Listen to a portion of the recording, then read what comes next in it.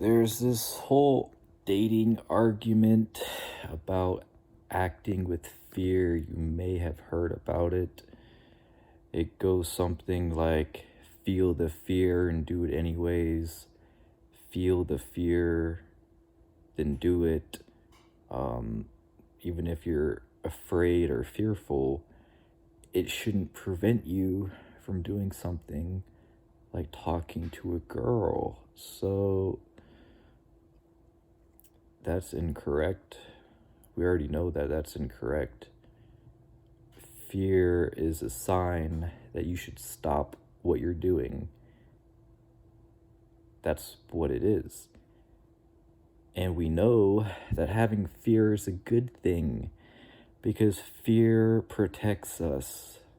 And if you think I'm wrong, that's okay, because if you're a psychopath and you don't feel any fear, and you're a murderer and a rapist and a burglar, and you do the worst things humanity can imagine, well, they didn't have fear, so they acted without fear.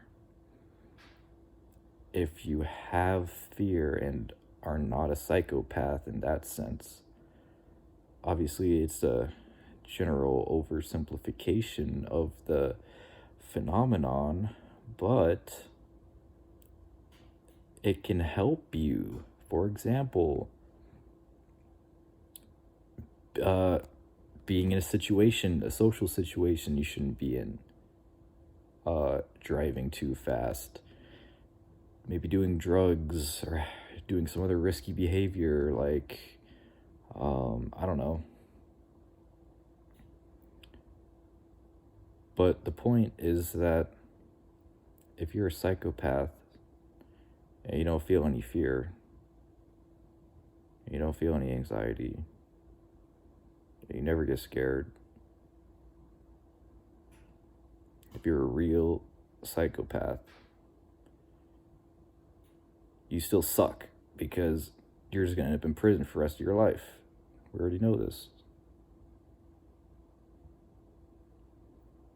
And having a lack of fear, a lack of anxiety, maybe it's a God-given gift. Maybe they are gifted. They don't experience emotions the same way that everyone else does. And that's totally okay. You can't just convince yourself that you are a psychopath. You just can't do it because you either are or you aren't. And obviously, there's a lot more to it than just feeling fear, just having anxiety. There's a lot more to it than that. Obviously, if you take a psychopath out of prison, you put them on psychedelic drugs, you put them on low testosterone and clozapine and high estrogen, they're not going to act or behave the same way as the person they were before this stuff, before these drugs. We already know that that's true. So it begs the question, should we really be idolizing psychopaths? For what again? They have anatomical brain differences that we can see and look at and measure. Is that what we should be worshiping them for? What exactly is so attractive about this psychopath who is not going to have a very good life if they're, a clinically diagnosed psychopath? They're just going to be in and out of jail for the rest of their life. They're probably going to kill someone and just spend the rest of their life in jail. So how is that enviable?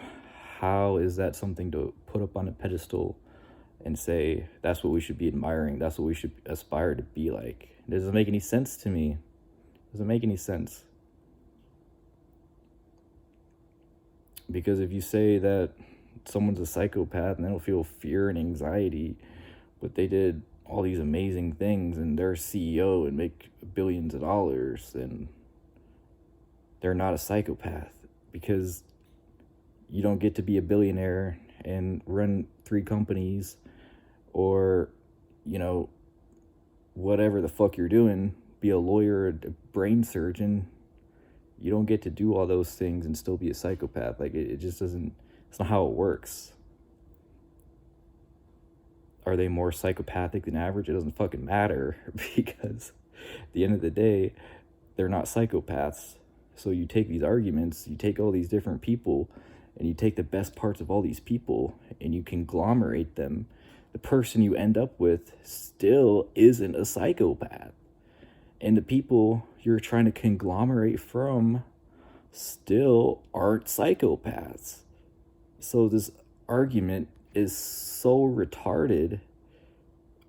It's like looking at a bunch of math equations and just plucking out the different operations of the math equation, putting them all together, and then thinking you found like the theory of everything. Seriously, that's what this argument feels like. I think that's a good metaphor for it. It's just stupid, and there's nothing else I can say about it.